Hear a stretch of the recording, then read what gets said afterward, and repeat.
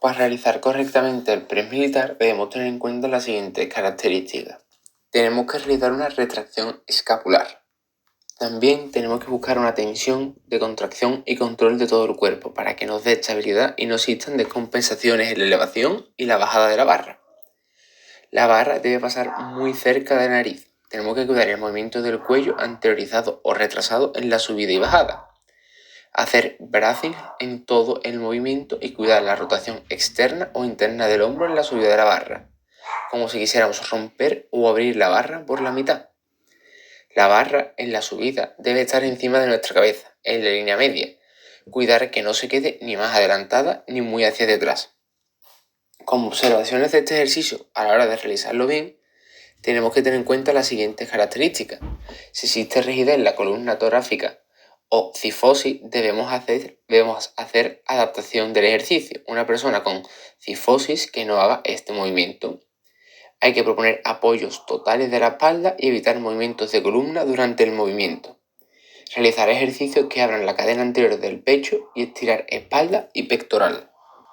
Para realizar correctamente unas flexiones tenemos que tener en cuenta las siguientes características para hacer bien dicho ejercicio.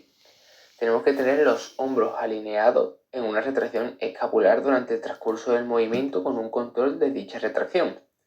Tenemos que hacerlo con agarres que no sufren las muñecas, eso es de manera opcional para aquel que tenga problemas en dicha articulación. Y debe existir una contracción abdominal y de los glúteos para el control y estabilidad de la pelvis. Así evitaremos la hiperlordosis lumbar. Las manos que se apoyan en el suelo deben no pasar la línea de los hombros, lo que los dedos gordos se alineen entre la línea del pecho y la axila. La anchura de la posición de las manos y la posición de los codos deberá dibujar una W. Y no se debe bajar hasta llegar a tocar el suelo con el pecho para evitar la excesiva flexión del codo. Como observaciones para no realizar mal dicho ejercicio, primero debemos apoyar las manos en el suelo manteniendo la integridad del tronco como una plancha prona. En segundo lugar, procurar que la flexión se produzca en las articulaciones del codo y la extensión del hombro durante la fase descendente. En su versión más básica, mantener el antebrazo perpendicular al suelo. Y a mayor separación de las manos, el trabajo se enfocará más en grupo aductor, como el pectoral mayor. A mayor cierre, los extensores del codo trabajarán más el tríceps. Para realizar unas correctas dominadas o pull-ups, tenemos que tener un agarre normal de la barra de forma frontal y romper la barra hacia adentro, lo que genera una rotación externa del hombro. Tenemos que tener el control de movimiento gracias a que tenemos el core activado en todo el recorrido y una retracción escapular, como si exprimiésemos una naranja entre nuestras escápulas.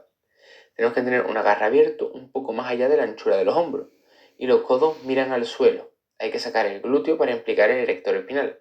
Y el ancho del agarre ideal es con los codos a 90 grados en mitad del recorrido. Como observaciones para no realizar mal este ejercicio, tenemos que tener en cuenta las siguientes características. Tenemos que tener en cuenta que no tenemos que llegar ni a colgarnos ni a estirarnos completamente en la bajada. Tenemos que tener en todo el momento el control del balanceo, ya que no podemos perder dicho balanceo.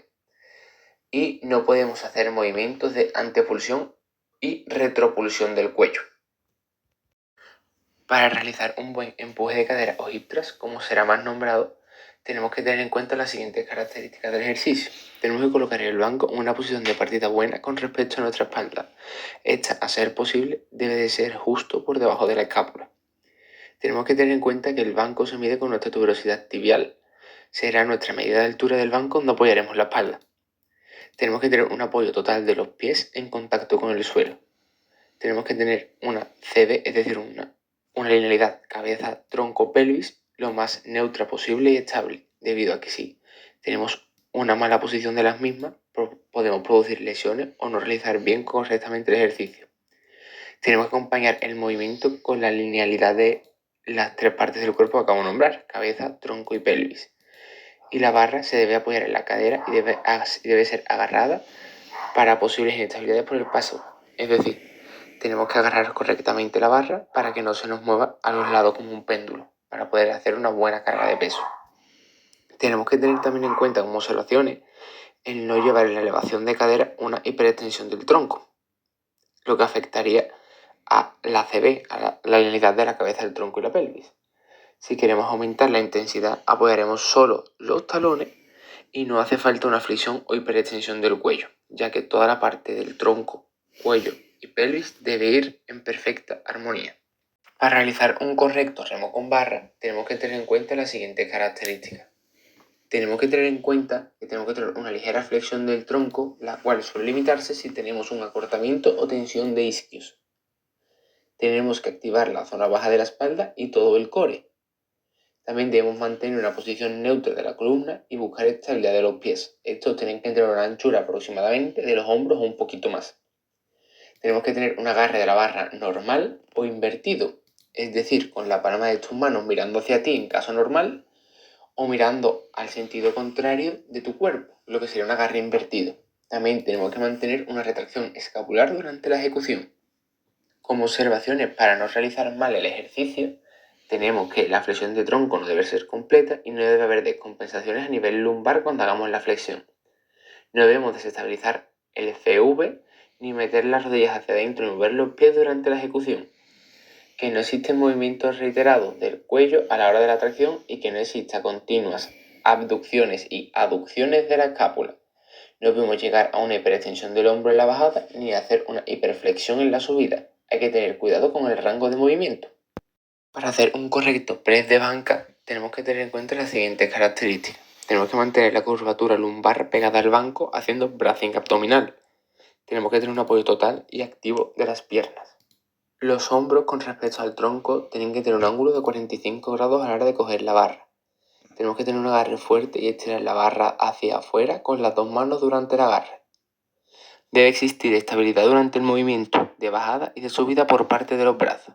La cabeza debe estar ligeramente elevada y apoyada sobre una toalla. La trayectoria de levantamiento traza un arco y no es vertical. Debemos inspirar en el descenso y expulsar el aire en el empuje. El agarre debe ser cerrado con el dedo gordo cerrando dicho agarre. El agarre tiene que estar ligeramente por fuera de los hombros. Como característica que debemos tener en cuenta al hacer el ejercicio para realizarlo correctamente, tenemos que tener en cuenta que la barra baja casi tocando la línea de los pezones del pecho, no llega a tocar el pecho. El apoyo de los pies a la hora de realizar el movimiento es clave para la estabilidad y aminorar el estrés lumbar. Y si alguien no llega al suelo o sus rodillas no están en flexión de 90 grados, se recomienda poner unos discos a la altura de los pies para que esta persona pueda apoyarse. Para realizar una buena sentadilla o una buena back squat tenemos que tener en cuenta las siguientes características de dicho ejercicio.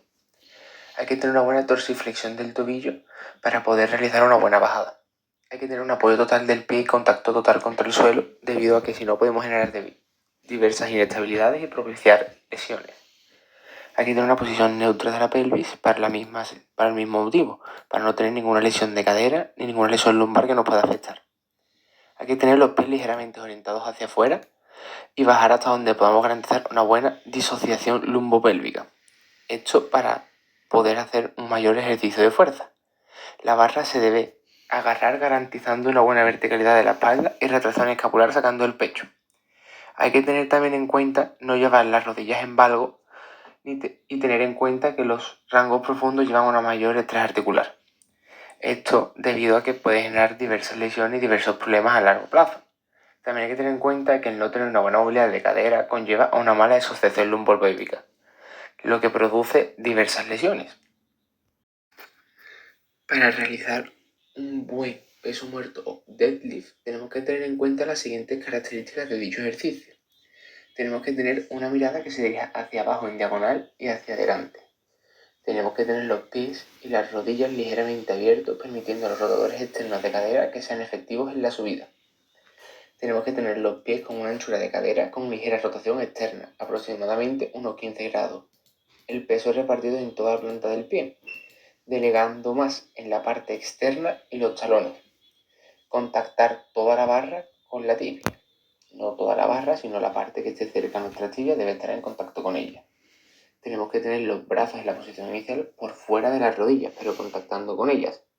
La anchura del agarre debe dejar los pies por dentro. Debe ser un poco más amplia que la anchura de los hombros. Los brazos todo el tiempo permanecen extendidos, actúan como tirantes.